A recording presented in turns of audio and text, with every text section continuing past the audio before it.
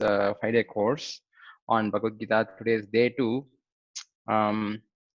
As I had mentioned yesterday, this will be conducted in English. There is actually a parallel session happening in Telugu and Kannada. We'll also try to do a Hindi course over the week, probably, or maybe early in January, depending on the interest. For now, it is going to be an English-based course. Today's session is going to be little detailed, because I'm going to get into some of the verses which are there in Bhagavad Gita. But before that, let's actually pray to the spiritual masters who actually have given this knowledge to us so that we can assimilate it easy, and make sure that we try to follow these things. Without their blessings, it's very difficult to actually really progress in Krishna consciousness. Om Jnanatimirandasya Jnananjana Shalakaya Chakshurunmilitamena Tasmai Shri Gurave Namaha Shri Chaitanya Manovishtam Stapitamena Bhutales Upakadamaham Dadati Swapadantikam Vandeham Shri Guru Shri Utapada Kamalam Shri Guru Vaishnavamsha Shri Rupam Sagra Jatam Sagana Raghunatamitam Tam Sajivam Sadvaitam Savadutam Parijana Sahitam Krishna Chaitanya Devam Shri Radha Krishna Pada Saranadita Shri Vishakavitamisha He Krishna Karuna Sindhu Dina Bandhu Jagatpate Gopesha Gopika Kanta Radha Kanta Namoste Tapta Kanchana Gaurangi Radhe Vrindavaneshwari Vishabhanusate Devi Pranamami Hari Priye Panchakalpata Vishnu Kripa Sindhu Vacha Patitanam Pavanebhyo Vaishnavabhyo Namaha Namo Om Vishnu Padaya Krishna Prashtaya Bhutale Srimate Bhakti Vedanta Swami Namine Namaste Saraswati Devi Gauravani Pacharine Nirvisesha Shvinnavadi Pashyati Deshatarine Namo Mahavadannaya Krishna Prema Pradayate Krishnaya Krishna Chaitanya Namne Guru Namo Namaha Namo Brahmana Devaya Brahmanatacha Jagatidaya Krishnaya Govindaya Namo Namaha Jaya Shri Krishna Chaitanya Prabhu Nityananda Shri Advaita Gadadhara Shivasadi Gaura Bhaktivinoda Hare Krishna Krishna Krishna Hare Hare Hare Rama Rama Rama Hare Hare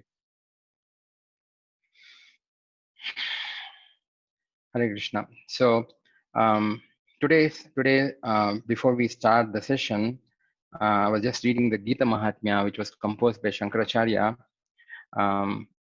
So I found this particular verse, which was very apt for whatever session we are doing. The verse goes like this. It says, Gita Shastram Vidam Punyam Yaha Patet Prayataha Puman Vishnu Padam Apnoti Bhaya Shokadi Varjitaha. One who, with a regulated mind, recites with devotion this Bhagavad Gita scripture, which is the bestower of all virtue, will attain to a holy abode such as Vaikuntha, the residence of Lord Vishnu, which is always free from the mundane qualities based on fear and lamentation. So even if you actually spend about half an hour or an hour focused, in understanding the Bhagavad Gita, that actually can purify so much that this shloka actually mentions if somebody actually does this, they get a residence in a place called Vaikuntha, which is actually free from all kinds of fear and lamentation. So let's actually focus, even if whatever time we are, please focus on hearing about the Bhagavad Gita, whatever we are discussing in the next 1 hour. I'll try to actually complete it by 7 o'clock.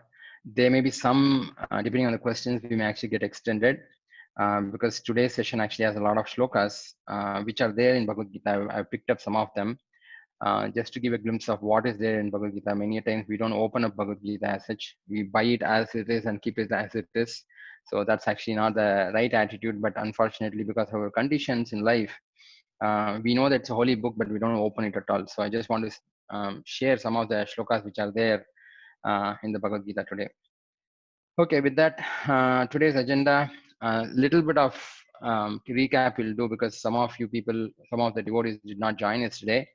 So we'll quickly recap for a minute or two, and then we'll continue with today's agenda. Today's agenda is basically the second chapter, which is called the contents of the Gita summarized. The entire Bhagavad Gita is summarized in the second chapter itself.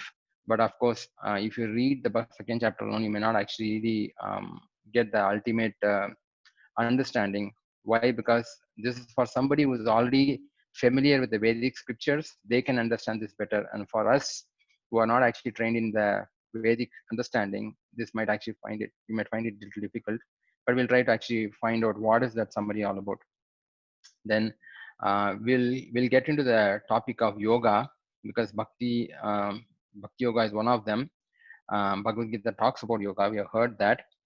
And then what are the different levels of bhakti yoga, or yoga that is actually explained by Krishna in the Bhagavad Gita. And then finally, we'll actually, depending on the time, we'll actually spend um, more clarification on what is bhakti yoga, why is it called as the highest or topmost yoga system, right? We will also try to cover bhakti yoga in later days, that is not today, maybe the third day or the fourth day, because there's a full chapter actually which is dedicated to bhakti yoga by Lord Krishna, because that's what he actually proposes. He expects the followers of Krishna to follow the bhakti yoga system, not the other yoga system. So that's his recommendation. Okay, with that, I'll just try to recap on what we actually covered yesterday. We actually saw the glimpse of Bhagavad Gita by facts. There are 700 shlokas, 18 chapters. The sun god was the first to actually hear the Bhagavad Gita, and Ganeshji actually verified what is written in Bhagavad Gita, and he confirms that whatever is mentioned is actually facts, and nothing actually is speculative here. So some of these things we saw yesterday. And then we saw the overview of the Bhagavad Gita. Fundamentally, the Bhagavad Gita is meant for all the living entities, not just human beings, all the living entities, to understand whatever the Lord is actually telling us. Accept those instructions, try to practice them in our life when you are in the material world. And the goal is basically to get out of the material world and go back to the spiritual world. Because there's a spiritual world which actually is the abode of Lord, and the material world is also created by the Lord. He only owns this material world, but this is not his favorite. It's like a prison house and a normal place. um, the prison house is also part of the government, it's also part of the city, but however, nobody wants to stay in the prison house, and material world is considered as a prison house by the Lord, right? So that we saw, and we actually got into the details of what really happened in the first chapter, which is Arjuna is observing the armies between both the parties, the Kaurava and the Pandava armies. Then he used his logic to understand what is happening in the situation. He saw great personalities like Bhishma, Drona, and many other his brothers, many other seniors who are actually there, assembled there to actually fight with Arjuna and the Pandavas. And looking at all the situation, he started getting confused. He was actually very, very confused only because of the reason he got into a kind of identity crisis, because he was looking at somebody who's worshipable, but he has to kill them. He's actually looking at somebody who is actually supposed to show affection, and he has to fight with them. So this is something very contradictory in nature. So he was not able to decide what he has to do. Um, so he actually gave his own logic of what are the difficulties this war will actually bring in, and told Krishna that this war is actually not beneficial at all. I don't think we should be doing, because we don't know who is going to win. But whoever wins, if I win, all these people will be killed. I don't know how to enjoy life without anybody. And if I get killed in the war, then what is the value of actually really having this war, right? So he was actually giving all his different opinions, and then finally he decided, I'm not going to fight. Then the second chapter started. In the second chapter, Krishna actually chastises Arjuna, saying that you seem to be Aryan. Basically, Arya really means one who is very educated in the science of life. You seem to be talking as if you are a learned person with all this logic, but you don't understand the basic things of life itself. When a well-educated person will not lament for somebody who is living or who is dead, because we are not this body, we are something beyond this. So that's what actually Krishna says. And Arjuna is still not able to actually accept it. He actually asked Krishna, saying that, okay, if your spiritual master or your grandfather comes and fights here in front of you, will you actually kill them? Will you be able to fight with them? So he starts actually putting arguments like that. However, he's actually completely disturbed. He's not able to actually really come to a conclusion. Although he knows all the answers, he's not able to take a decision in life. So that's when actually he surrenders to Krishna. So that's actually the shloka we starts with for today. He actually says, Karpanya dosho pahata svabhava prichhami tvam dharma samola chetaha. So he says, now I am confused about my duty and have lost all composure because of miserly weakness. Arjuna is telling this. Um, why does he say this?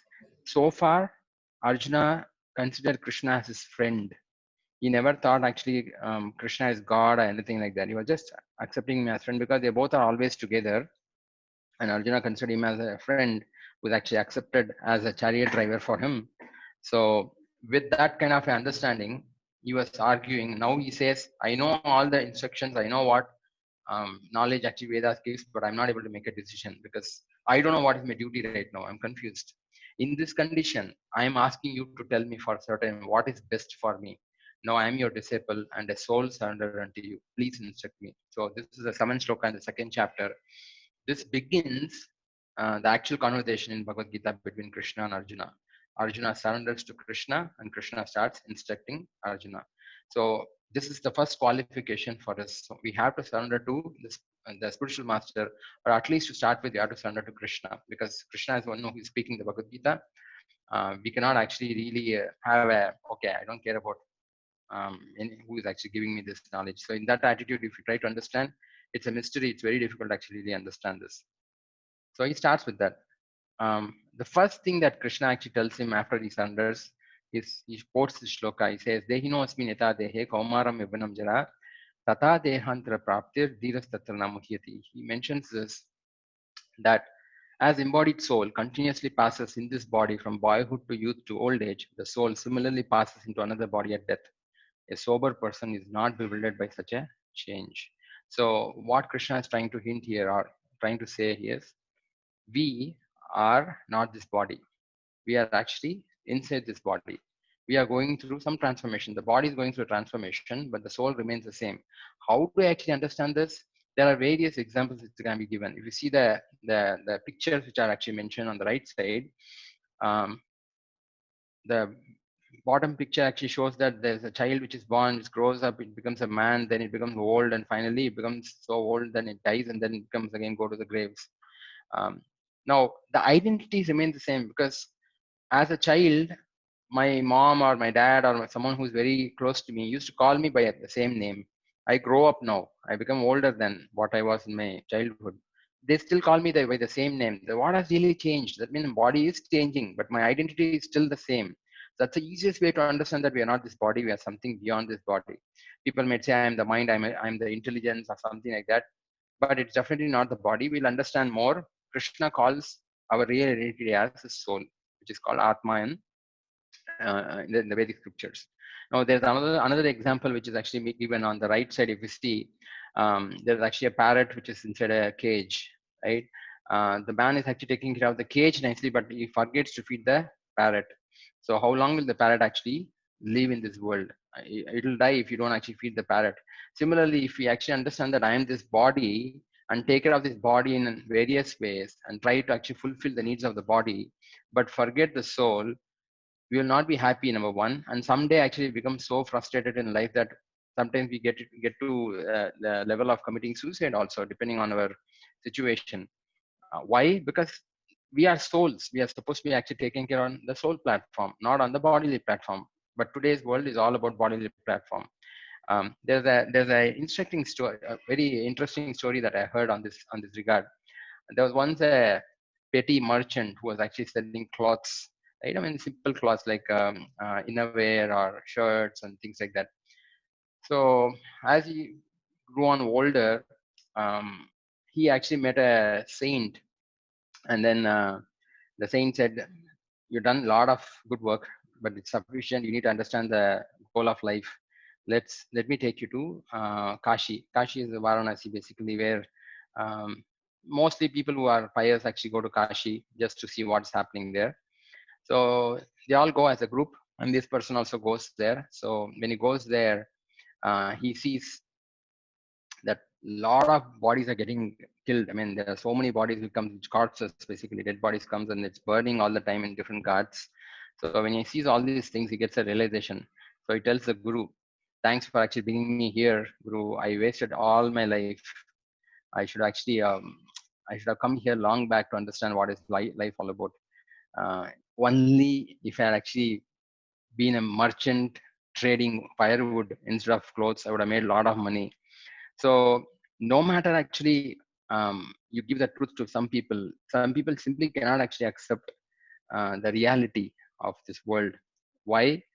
Because they are still not pious enough, as Krishna calls it out in the later chapters, that they are not really ready to surrender to Krishna. So because of that reason, Krishna's material energy, which is called Maya Devi, puts them into that kind of difficult situation that they will not be able to understand whatever we are actually talking today, right? So that's actually the reason we need to associate with someone who's practicing this genuinely. Then by their mercy, by their prayers and by their blessings, we can also understand this knowledge. That's the reason you need parampara. You need a disciplic succession to understand this knowledge. Yeah, so he says this, and after that, he actually elaborates what are the soul's qualities, the jiva's qualities, because Arjuna would actually felt, okay, you are saying that the body goes like this. Bhishma is very dear to me. I've played with Bhishma. Okay, someday actually he's going to die fine, but why should I actually kill, right? If I actually, what do you call, shoot an arrow which is actually going to create water or what do you call, fire and things like that, what will happen to him? So Krishna is explaining all these different qualities of the soul, saying that the soul is ever existing, the soul never actually dies. It's always there. It cannot be burned by fire. It cannot be actually drowned by water. It cannot be actually cut by weapons. You can actually shoot anything. Nothing will happen. Only the body will actually get destroyed. The soul remains, right? The soul is never born. It's always existing. When the Lord appeared, he also actually created all of us at one point in time, that we will never be actually annihilated at all. But the body is born some point in time, so the body will die sometime. So at that point in time, the soul will take another body, right? That's called samsara chakra. But the whole goal of human life is to get out of the cycle. That's what actually Krishna is explaining. He says, Vasamsi Jidanyata Vihaya. So he gives a shloka saying that as a person puts on new garments, giving up old ones, the soul similarly accepts new material bodies, giving up the old and useless ones. Um, he gives the example about how somebody wearing a cloth with stone, they'll leave their old clothes and then take a new cloth. Um, but the buying power of new cloth depends on how much money you have. Similarly, the soul will get the next body depending on what is the karmic activities, whatever they have done, whatever activities the soul has done in this body. So they get the next body. So these are actually explained in the second chapter. Um, so just to elaborate a little more on this point, just like if I actually have a lot of money, I might actually go to Shopper's Stop or some premium shops and pick up a new cloth, or I might actually go to a roadside vendor and then pick up some torn cloths, or not torn, I'd say some mediocre cloth, and then just wear it because that's all I can afford. So similarly, it all depends on what is your buying power. The buying power depends on your activities. So that's actually what he explains. And after that, he also says, one who has taken his birth is sure to die, Arjuna. And after death, one is sure to take birth again. This is exactly what Shankaracharya also says, right? So, punarapi jananam, punarapi maranam. So, this cycle keeps on going. Therefore, in unavoidable discharge of your duty as a Kshatriya, you should not lament. When you actually have to do a activity, because Arjuna is worried about if you actually, as a Kshatriya, he's supposed to fight. But if he fights, he'll lose all the people who's very dear to him. Should I fight or not fight? What should I do? He's confused. So Krishna is telling him, please go ahead and then fight, because that's actually your duty. You should actually discharge your duty, immaterial of whatever is going to be the outcome, right? So he mentions all these things. There are some more qualities of the soul, which is also mentioned, saying that the size of the soul is actually like a 1/10,000th tip of the hair. If you take the tip of your hair and it divides it into 100 portions, and then again divide it into 100 portions, whatever is that particular portion you get is actually the size of the soul. So now, is it easy to actually really see this soul with such small, what do you call, unit? It's very difficult to see with our naked eyes, or even with electron microscope. It may not be actually very easy, right? So Krishna explains these things in the second chapter, and he actually starts um, explaining about the importance of doing your duty, right? He tells this to Arjuna that you need to actually do your duty. Your duty as a Kshatriya is to fight, right? But when you actually do your duty, understanding that you are in the right track, with that understanding, because Arjuna already knew what is actually the right track. It's just that he was not able to do it. For many of us, we don't know what is our right track. We don't even know whether we are Kshatriyas or Vaishyas or Shudras or what Brahmanas. We don't even know that, because nobody has trained us in these things. So this particular chapter, you might find it very difficult to understand what is my real duty, what I'm supposed to do, and things like that. But here, Krishna is telling, if you do your duty as per my instruction, you will not actually get into any big trouble, because he says in this endeavor there is no loss or diminution, and a little advancement on this path can protect one from the most dangerous type of fear. The most dangerous type of fear is not something which is losing some money or something. The most dangerous type of fear is that end of our life we need to take another body, and if that body is lower than this body, for example, if you get a body of a dog or a pig, that's actually really abominable. It's very difficult to understand, like how can actually be a pig and then eat those kind of garbage and things like that. It's very difficult for us to really think about it, but that's actually what is the most dangerous type of fear. And if someone progresses little bit also, um, hearing the Lord's instruction, one will be protected from the this kind of dangerous type of fear. That's what actually the Lord says. And after that, he also mentions, but who can follow these things? Um, some people cannot follow these things at all. He mentions that in the minds of those who are too attached to sense enjoyment and material opulence, and who are bewildered by such things, wow, this is so amazing, and things like that. The resolute determination for devotional service. Devotional service is bhakti yoga. Um, all across the 18 chapters, Krishna mentions this bhakti yoga in different forms. He calls it as bhakti yoga, sometimes buddhi yoga, um, or just yoga. So he does mention that, but this is what actually he means, saying that if someone is actually too attached to sense enjoyment and then material opulence, they are becoming very greedy. So for such people, doing devotion service to the Lord, such a determination does not actually take place. They don't what do you call, get that, even though we might actually be explained to them saying that please, these are very important topics and things like that. They'll say, no, I don't have time for all these things, I can't actually accept these things. It's very difficult. That's the reason all the Bhagavad Gita is there. It's our own scripture. Many people don't even know what is there in the scripture. They don't even have time. They can't even open it because they don't have a sense of bhakti properly towards the Lord. They're not trained in that. So that's the reason. There's a nice instruction story that I heard sometime back. It's about a man who was actually always drinking, and he had only two things to do. He was either drinking or reading newspaper. So his wife was becoming annoyed, saying that why are you actually wasting your time on all these things? All the time you keep drinking and then just read newspaper. I don't know. I don't understand what a life I'm leading like this and things like that. So she was actually trying to say what is actually the ill effect of drinking. You're actually wasting your life and things like that. And he was not hearing at all. He was simply reading the newspaper. One day there was an article in the newspaper which spoke about the ill effects of drinking, uh, because the drinking actually had a lot of problem which was caused on the people. So they actually put a very elaborate article in the newspaper, and he actually was reading the newspaper. When he read the newspaper, he said, now I have understood whatever you were telling that time. I've understood this. So it's very bad that the um, drinking, everything is mentioned here. So from now on, I'm not going to read the newspaper, because if I read the newspaper, I'll not be able to drink. So he stopped reading the newspaper. Similarly, the Bhagavad Gita will actually tell us so many things which we are used to in life, because we are actually been trained in the wrong way for many, many years.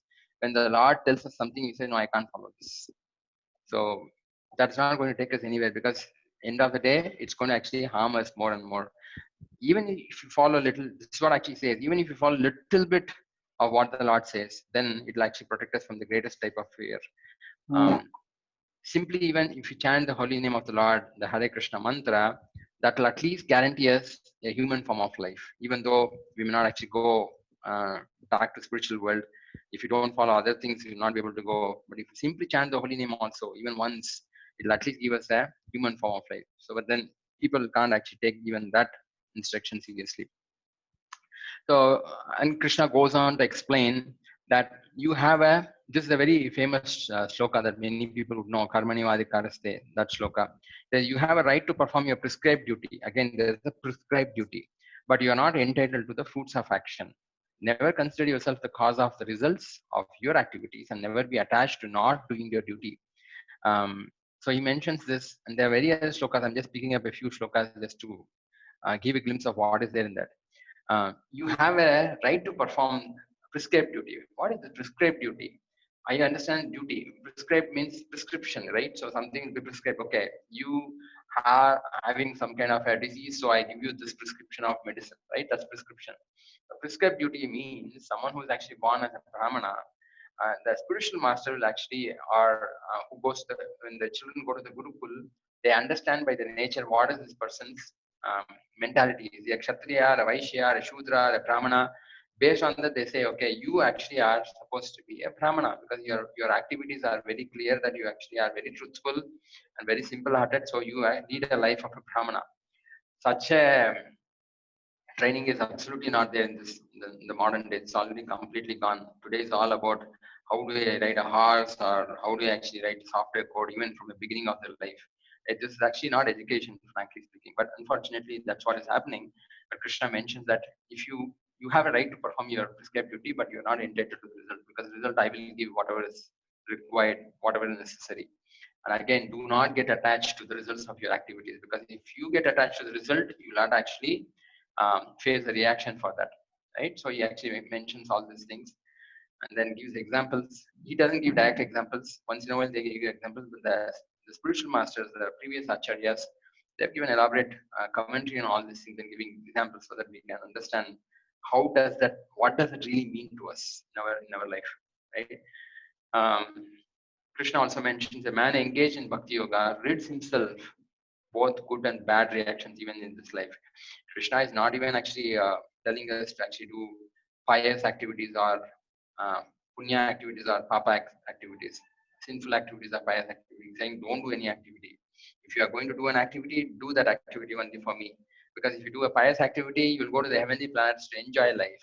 If you do a sinful activity, you will actually suffer in a hellish environment. Both of them are still in the material world.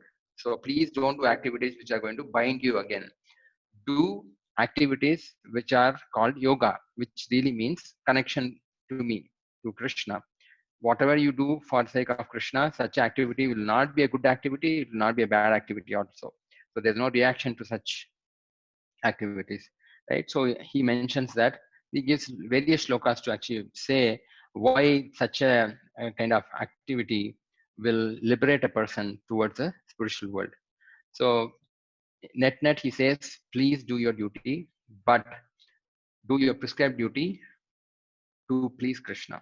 So that continues that. And then the second chapter, the last portion of the second chapter actually really talks about what is the path to enter the kingdom of God. What does Krishna expects? Again, I said the summary of the whole Bhagavad Gita in the second chapter. But you may look little cryptic. How do I get into this conclusion? The acharyas actually have elaborated that.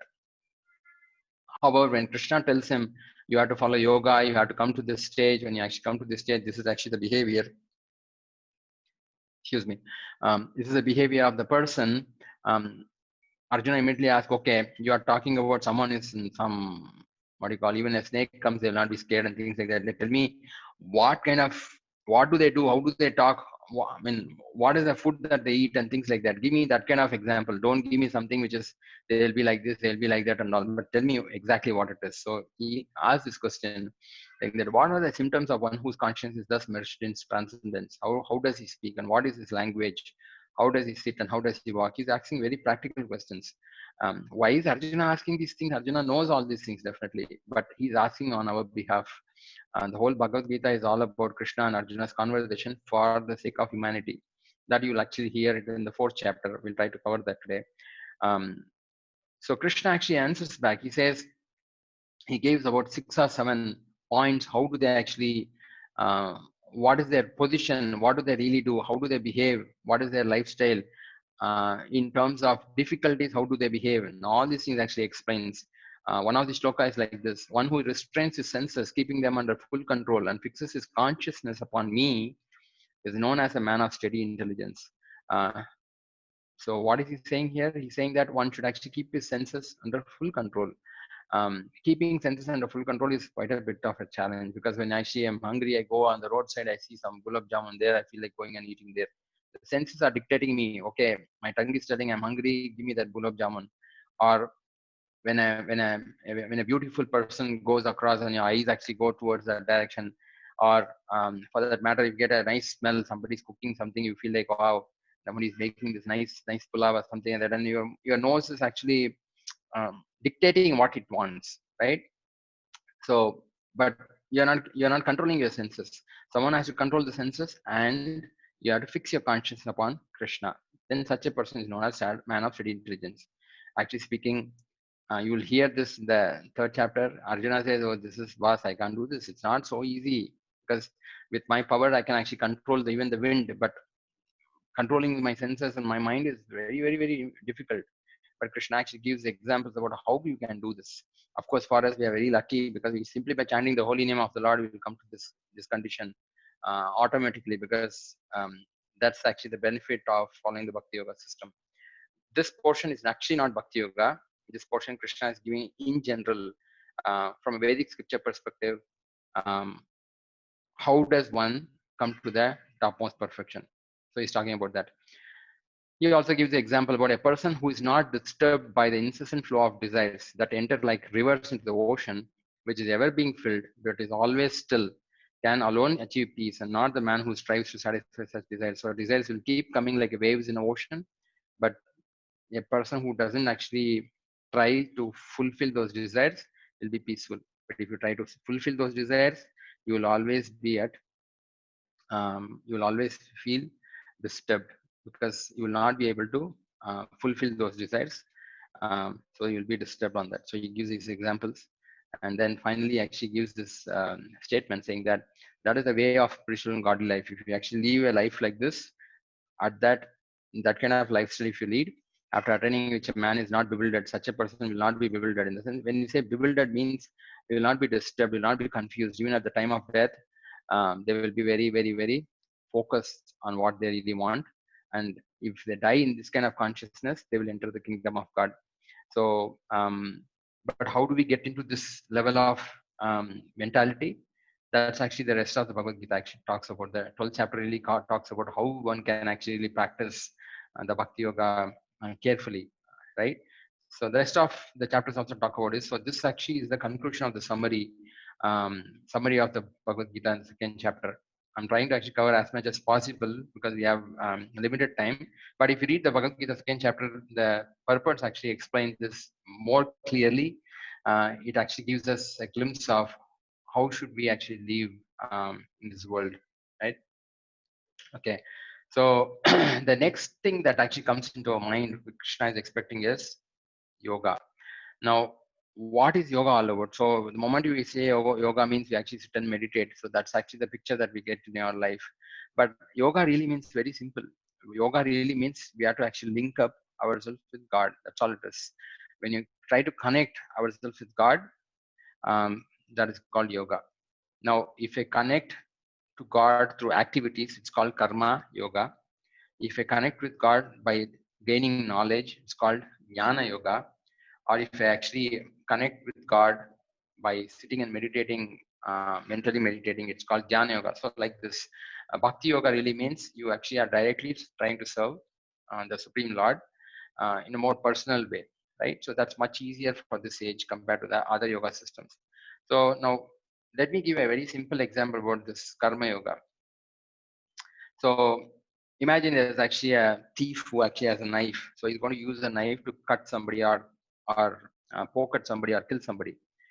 And a doctor who also have a similar kind of a knife, but he's also actually chopping the skin, he's cutting through the body, right? So both are happening. Now, both seems to be a similar kind of an activity. Intention is just different. One person is trying to kill the person, the other person is trying to save the person. Both of them actually are doing the same kind of activity. So our intention, our consciousness, our goal, what we are trying to achieve matters in the activity we do. Another example which we can give, if I actually take the gun, go to the war field and shoot an enemy, I am given actually a reward that you actually were a very fantastic soldier. But if I take the same gun and go into the neighborhood and shoot some people, I'm arrested for being a nuisance in the society. Activity is still the same. I'm shooting at people, but the intention of why I'm doing is actually completely different. So ordinary karma means I'm doing whatever I want to do depending on my desire. I want to do this, so I feel like doing it. Now, Karma Yoga really means any activity that you do for the pleasure of God, because there is actually an aspect of linking up with the Supreme Lord. So when you actually connect yourself with God, then that's called Karma Yoga. That's simple. That simple it is. So we'll try to understand a little more on these things. What else is mentioned in the Gita in the third and fourth chapters? Of course, before going to that, in the third chapter, actually, Krishna actually mentions one important aspect. He says, those who really don't follow the yoga system or sacrifice are called thieves, he says. Why? This is actually the real reason, basically. So, just example saying that we do consume a lot of electricity and we pay money to the board, but we don't actually really pay anything for sunlight. We actually buy water, we pay for water, but we don't actually pay for the rains. We use cylinder for cooking, but we don't really pay anything for firewood. Of course, um, firewood is also actually a form of energy, right? And then similarly, like there are a lot of materials we use, but we don't pay anything for God, anything to God. We don't even acknowledge many times, right? So he says if somebody doesn't do a sacrifice, such a person is considered as a thief. Everyone must actually do sacrifice, he says. What sacrifice it is? Sacrifice means yajna. um, Yajna means sacrifice, the fire sacrifice, saying that I need to actually please the different demigods in charge, devatas in charge for um, each department. Rain, Indra actually is important. Sun god is Surya, right? He provides that. So we need to acknowledge them. Thanks for all these things that you are giving us. We don't do it all because we're so busy that we really don't bother unless somebody comes and knocks at our door. We say, okay, move there, uh, take it free. So such an attitude is considered as a thief attitude by the Lord. But the Lord says, you don't much do yajna. And Srila Prabhupada mentioned these yajnas or fire sacrifices very, very expensive and very difficult to do. But in this age of Kali, the easiest way to actually do sacrifice is Sankirtan Yajna. Sankirtan Yajna means chanting the holy name of the Lord. That is chanting Hare Krishna, Hare Krishna, Krishna Krishna, Hare Hare, Hare Rama, Hare Rama, Rama Rama, Hare Hare. Just simply chant this. As long as you're chanting, the Lord actually takes care of everything else. Just like if you actually have a connect with the president of the country, the constables and then the other ministers and actually will not actually bother you much. So that's actually the approach which is recommended in Kali Yuga, because nobody has time to do anything. So we actually go to the highest level, not step by step, but just directly go into that level. That's actually recommended by the spiritual masters also. Okay, now this is actually explained in the third chapter, which actually talks about a very important aspect, saying that who are we? We actually are combined into two aspects. One is we are spiritual, the soul, and we actually have the material body. If you see on the left side, there's a doll, which is completely matter, because you keep a doll somewhere, the doll stays there forever. Whereas on the right side actually is God, the absolute truth. The absolute truth is actually completely spiritual. As we said, God stays in the spiritual world, and then we actually are. We means when I say man, all other living entities which actually are in this world, they have a material body and a spiritual soul together. Spiritual soul is actually the real identity. The body keeps changing, right? So we have to understand this aspect. Now, little more detail into what is this matter and spirit. What is that? Who are we, right? So Krishna explains this, saying that um, we are made of three coverings, or rather, we are made of two coverings. We actually are the soul. Um, how are we made? We made of eternity, knowledge, and bliss. Again, so this is something little technical. What it really means is that we are eternal. We, as such, as a person, I'm eternal. Nothing can annihilate me. I'm full of knowledge. I'm full of happiness. Unfortunately, we are covered by some material, um, um, some kind of a material covering. Because of that, we are not able to understand who we are. So the gross body is the first body what we see, which is made of earth, water, fire, air, and ether. And then the subtle body, which is inside the gross body, is made of mind, intelligence, and false ego.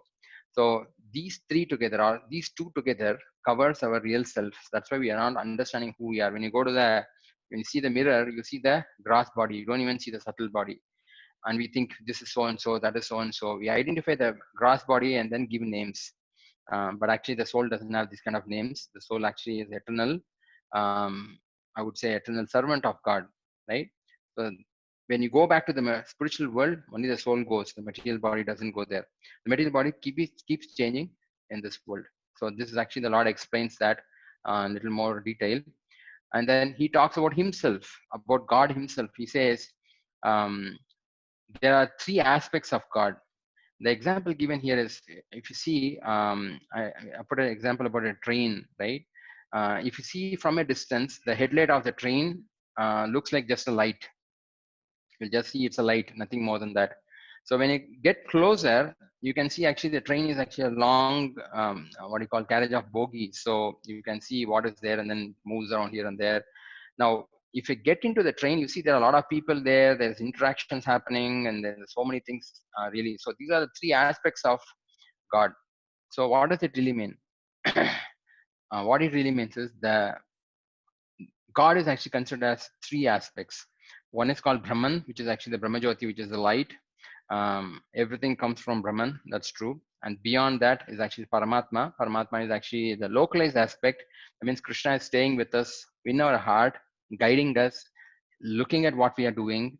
And then the third thing that is actually the Bhagavan aspect. Bhagavan means personal. He's a person, he's actually the Supreme Lord. In a very personal fashion, we can interact with them. So if you understand these three aspects, then you know God in truth.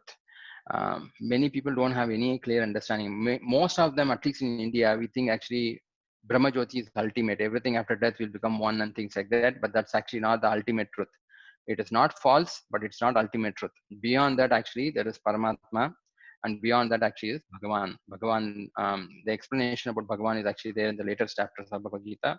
What it really means is Bhaga really means opulence. Van means one who holds them. Opulence really means the wealth, not the money wealth, all the different attributes of existence, like name, fame, beauty, knowledge, everything actually has in full. From him actually comes Paramatma, and from him only comes the Brahman also. Brahman is actually his bodily effulgence. The kind of light which actually comes from his body is called as the Brahman. Now he explains these things in the third and fourth chapter. And fourth chapter actually really talks about a little bit about how does this world work, right? There are three doers here. Who are the three doers? The Jiva, Paramatma, and Prakriti, material nature. The Jiva desires. That means we desire, I want to do something. I want to become something. I want to actually interact with somebody. Anything that we desire, we want to do, that needs to be sanctioned by Paramatma. Without God sanctioning, not even a blade of grass will move. So when will he actually allow us to do something? Only if we deserve it. If you don't deserve it, he will not allow it. So he will sanction it, and he'll order Prakriti, that is material nature. Okay, let him do it. It's fine. But he'll actually become a witness. For example, we'll give a very simple example. I'm actually walking on the road, and then I want to actually buy something. I have a desire to buy, or I have a desire to eat something, right? Um, I will not be able to eat unless until Paramatma allows me to eat, right? So that's how it works. Paramatma has to actually agree. Okay, I have a desire. Okay, that desire will be fulfilled if I deserve it. Otherwise, in the future, actually, such a desire will be fulfilled. So we have so many desires in our heart that one by one we are trying to fulfill all along. But as long as we have these kind of desires, which are material in nature, we will continue to be in the material world, life after life, fulfilling these different desires. Sometimes I desire to actually eat something. Okay, in this body I cannot eat that. Okay, you get the body of a tiger. Just like I want to eat raw flesh, you can't eat like that in the form of a human being. So you actually get a body of a tiger. Nobody will blame the tiger that you are eating meat. It'll allow, God will allow and the living entity to become a tiger and eat raw flesh. So like that, all the desires are being fulfilled by Paramatma through the agent of Prakriti. That is material nature. So this is actually the very high level understanding which is there in the third and fourth chapter. Now, in the fourth chapter, as I explained in the previous session, that this knowledge actually is again and again given to us, because Krishna mentions in this chapter, the fourth chapter, he talks about um, the Bhagavad Gita is actually spoken to the sun god first, but later on that information seemed to be lost. Question would be like, why is it lost? How does it get lost? So the Lord actually talks about Evam Parampara Praptam. There's a second shloka of the fourth chapter. He says, this supreme science was thus received through the chain of disciplic succession, and the saintly kings understood in that way. But in course of time, the succession was broken, and therefore the science as it is appears to be lost. The Bhagavad Gita book may be there, but people will not be able to understand it because the intricate details can be understood only by the devotees of the Lord, which is what he will tell next. Why did Krishna choose Arjuna to talk about the Bhagavad Gita? There, Yudhishthira Maharaj was Dharmaraj. He was actually senior. He was actually the king also. Or he could have actually given this knowledge directly to Vyasadeva. Why did he actually choose Arjuna? There's a reason for that. That's the next sloka. So the next sloka, of course, before the next sloka is actually talking about that very ancient science of the relationship with the Supreme is today told by me to you because you are my devotee as well as my friend and can therefore understand the transcendental mystery of this science. It's not possible for someone who is very, very intellectual, who knows Sanskrit very well. I will understand Bhagavad Gita on my own. You cannot understand the mystery. I mean, you will come into conclusions wherein which is completely different from what Arjuna understood, right? So one has to come to this understanding that if you are a devotee of the Lord and you are having a friendly relationship with the Lord and not envious of the Lord, that why only He should be a God? Why can't I be God? Um, so if you actually are of that nature, then you'll be able to understand this. Now, there was once a scientist was actually traveling in a train along with a devotee. So he had read this Bhagavad Gita. This is actually a true story which happened about 10 years back. So this devotee was reading Bhagavad Gita, and then the other person was actually a bank manager. So he actually told this devotee, "You are reading Bhagavad Gita, interesting." But here Krishna boasts himself, saying that he's very proud that I'm this, I'm that, and things like that. So this devotee asked him, "What are you, sir? What are you doing?" He said, "I'm actually the general manager in one of the banks in Hyderabad." So when he said that, the other person actually told, the devotee told him that, "Why don't you introduce yourself as a clerk? Why are you actually introducing yourself as a general manager?" So this person was actually annoyed, saying that I am the general manager. I can actually show you my proof that I am the general manager. That way, actually, I introduced myself as general manager. So the devotee responded back, that's exactly what Krishna is doing because he's the supreme Lord. Because he's the supreme Lord, he's actually talking about all those things. So he's saying, I am this, I am that, I am the sun, I am the moon. So if he's actually telling all these things, why can't you accept him in truth? So this is actually the problem because they are not devotees of the Lord and they are not very dear to the Lord. They're not having a friendly relationship. They cannot understand the Bhagavad Gita at all. It will be a waste of time if they try to understand. So one has to have this basic understanding that I have to have a friendly relationship and should not be envious of the Lord. Then it will work. Okay. So again, in the fourth chapter, it's mentioned. This is a very known shloka. Everyone knows this shloka because of Mahabharata, right? Yada yada hi dharmasya glanirvavati bharata. Why does he come? Mainly, whenever and wherever there's a decline in religious practice was the descent of Bharata and the predominant rise of religion, both has to happen. At that time, I descend myself. So Krishna mentions this. I'm not going to elaborate much here on this. The next one he actually talks about is there's a higher reason for this. Why does he actually appear here? Just to make sure that we get a passage to the spiritual world. We get an understanding so that we can go back to the spiritual world, because that was the introduction we gave last in the previous class, saying that the goal of life, human life, is basically to go to the spiritual world. He says that Janma Karma Chame Divyam Evam Yovetita.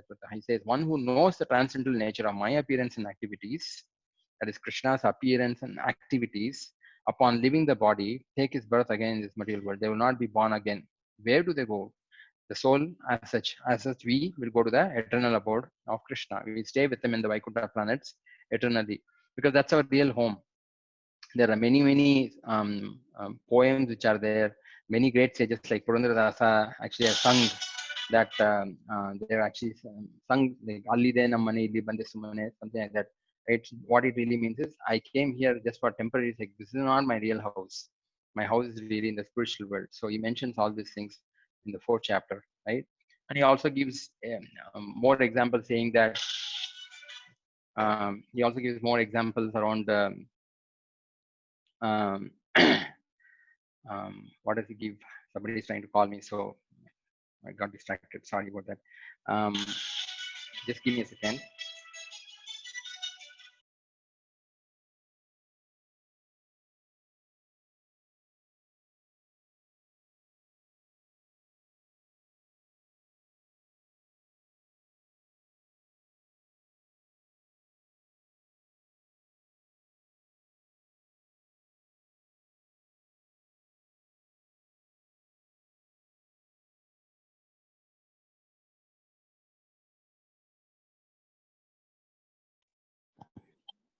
Really sorry about that. Somebody actually was trying to reach out to me. So the Lord actually is giving in the fourth chapter. He talks a lot of things. He says, "Ye etamam prapadinte tam sasayo bhajamyaham." He says, however you surrender to Him, He will also reciprocate. If you take one step towards Him, He will take 100 steps towards you. So all these things which we have heard from our um, grandmother or grandfather who actually used to tell us these things that God is very merciful. All those things the Lord actually confirms. It's all there in the Bhagavad Gita. We should just read them.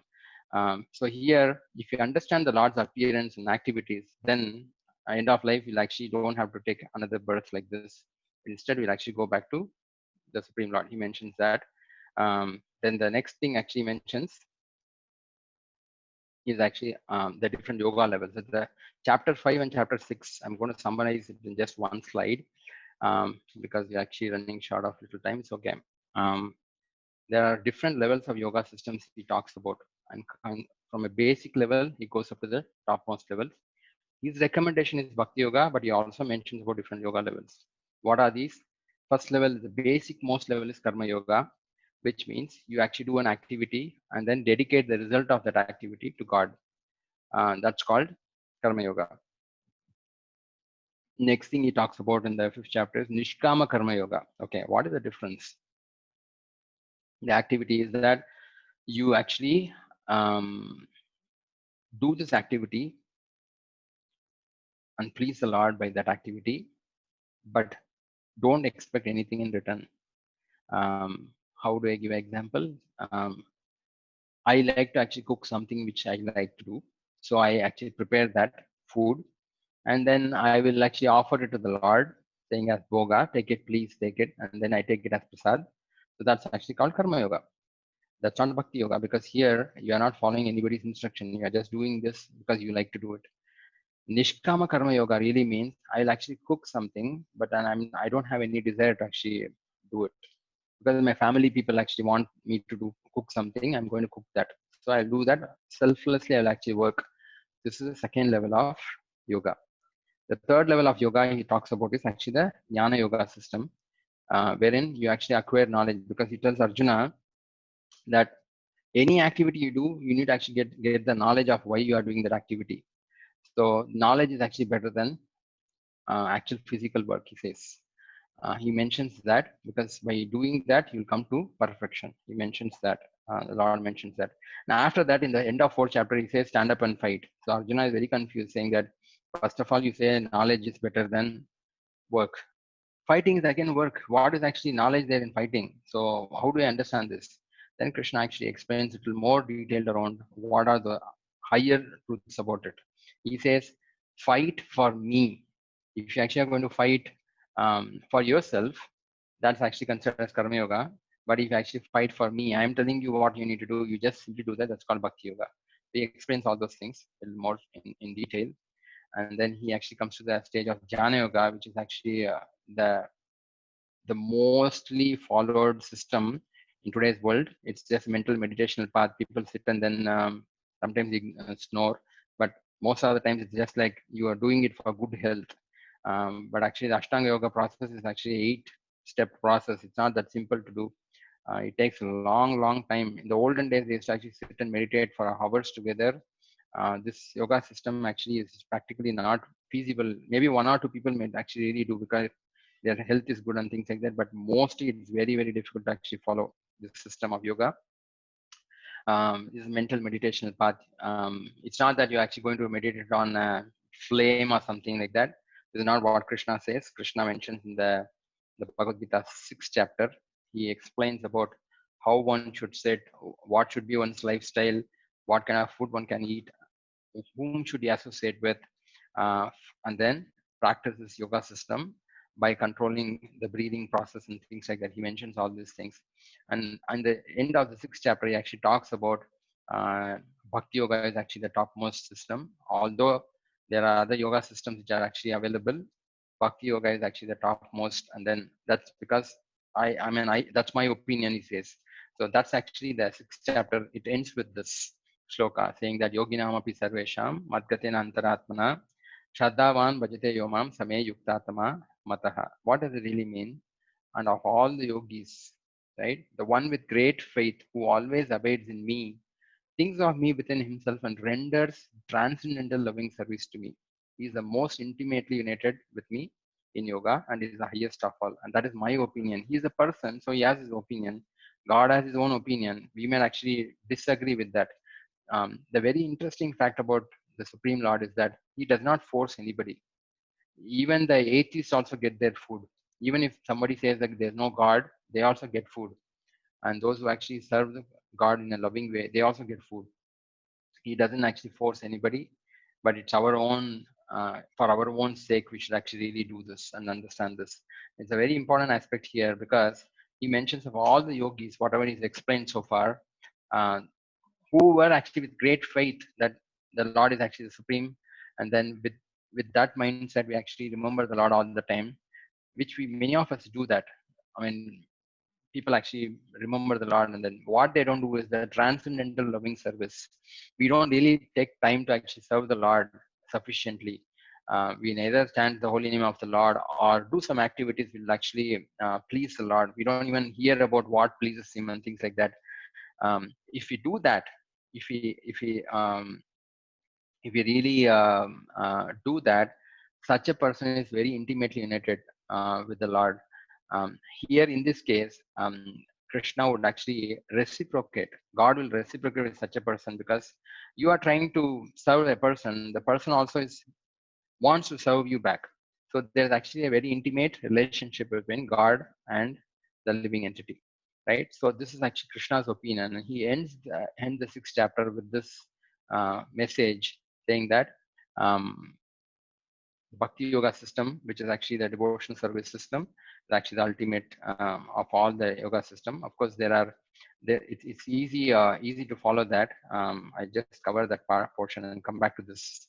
Um, yeah, I'll come back to the last part. Um, yeah, so why is it so easy? Because anybody can actually do it. You don't need to really sit in a particular fashion. What is that mean you're supposed to do in Bhakti Yoga? When you chant the holy name of the Lord, take prasad instead of eating anything and everything like a monkey. Because the only difference between a devotee of God and a monkey is that both of them eat food. One of them will eat anything and everything which comes on the way. You just take it and put it in your mouth. Whereas the devotee would actually offer it to the Lord um, with love and request him to take it, and then with a gratitude heart, we actually accept it as prasad, right? And the Lord will actually talk about this, saying that offering prasad and the Lord taking is not actually speculation. The Lord does eat all these things, whatever you offer with love. So this is actually there in the later part of Bhagavad Gita, right? And then you can actually do it wherever you are, and you don't have to change anything. You really don't have to change anything like that. Only thing is you have to change your consciousness. The consciousness so far is whatever I see, I want to enjoy. It's like the hotel mentality. Hotel is like the whole world is actually for serving me because I have the money. If you go to the hospital, it's more like, okay, I'm actually the patient right now, so whatever doctor says, I'll have to take care and things like that. The interesting aspect here is that we need to surrender to the Lord and start understanding about what the Lord's instructions are. It's all there in the Bhagavad Gita, and if you actually stay with the devotees, you learn all these things. You can sing songs, you can do everything. Of course, everything we do it in connection with Krishna, in connection with God. We don't actually do any activity which is speculative, saying that I like it so I will do it. No, we'll do it because the Lord want us to do it. So that's why Bhakti Yoga is actually very very apt for this age. When we don't have any time, we can actually simply chant the holy name of the Lord and then continue like that. So that's exactly what um, the session all about. So next session, which is the third, that's tomorrow's session, is going to be about uh, Lord's opulence, that is God's power. What are those things that he actually considered as a knowledge, right? He actually talks about the most confidential knowledge. So far, whatever he shares is not confidential knowledge. It's like beginning of it. He'll talk about the most confidential knowledge in the ninth chapter. And in the 11th chapter, he talks about the universal form, that is Vishwarupa, Virat Rupa, what we call. What is it all about? So we'll try to actually understand these things in the next session. Um, so with that, I want to actually end the class here. I hope actually I haven't taken more time. So I want to make sure that, yeah, just 2 minutes. I'm sorry about that. Um, okay. Ashwini Mataji, I'm open. If there are any questions, I can try to take them. Was it too fast? I think so.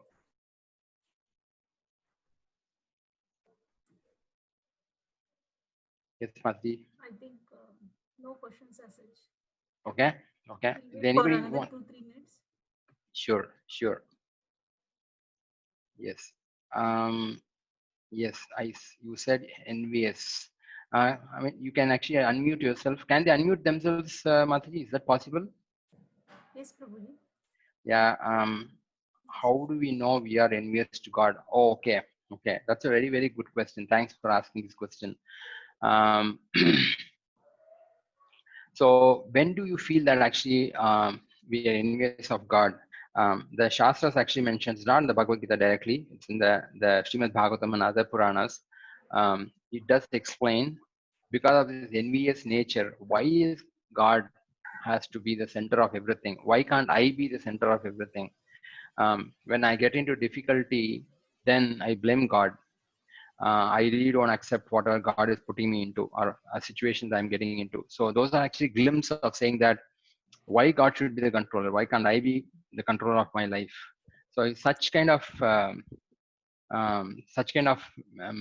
mentality that we have. Why? If, there are many reasons. Like for example, in the Bhagavad Gita itself, Krishna says that actually um, I am actually the goal of life, and I know everything about the Vedas and things like that. So many people feel that he's just boasting. He's just actually taking what do you call? He's saying many things which actually doesn't make sense. Um, maybe actually he's just a historical personality. He's really not God and things like that. So when you think like that, then you actually are envious of God. Um, that's the main reason actually we are still in this material world. We're still actually stuck here only because of the reason that we are not able to accept God's instructions. When we ignore God's instructions, see, imagine your head of the family, your grandfather, or some very important personality, or say the prime minister of the nation actually comes to tell us something, and we don't take a damn about the person. I don't care. I mean, he is also another person. Why should I actually bother about hearing him? Such a mentality is meaning that you don't really bother about that person.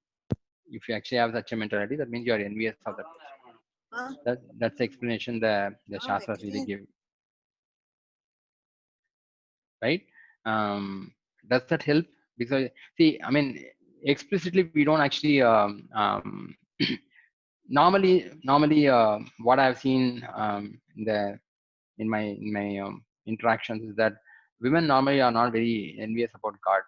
Men are more envious about God, because why should God alone enjoy with so many people? Why should God be in the center of everything? Why can't actually I be like that? And things like that. So that's actually being a little what do you call? Um, it's irritating basically, in the sense like it makes the person feel that they are greater than the rest. Yeah, that's the reason. Yeah. Okay. So there's one more question which is come or comment. Thanks, Prabhuji, for the session. Individually, I'm taking a healthy input that the Krishna consciousness makes our intellectual universe so vast that we can easily ignore the triviality of certain annoying aspects of material life, namely being judgmental, comparison with others, and so on. Yeah. Yeah. Thanks for bringing it up, Mataji. That's true. See, what really happens is, if you actually have a goal in life which is way big to achieve, small things don't bother us so much. Imagine actually I'm going to build something very big, and I have actually planned for building something big. And small things which actually are very irritating, like a mosquito biting, we don't take it so seriously. It's okay. I mean, it's like for elephant, if a mosquito actually bites, what will happen? Nothing will happen. So you'll become like that, in the sense you will not be really disturbed at all by what's happening in this world, because you have a bigger plan. You are part of the Lord's plan. When you actually come to a situation, I can actually give a very simple example about people who are working outside can correlate to this easily.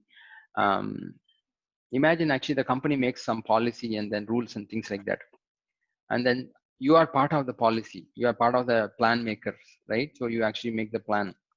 You know what's actually the goal and what's actually going to happen, but people down, they don't realize what's happening, so they get disturbed because they don't know what's going to happen to them. But people who are actually making plans, they really understand it. So you become like that, wherein you understand the Lord is actually with you, the Lord is actually going to help you, and then you will become so close to the Lord that nothing in this world actually really disturbs you.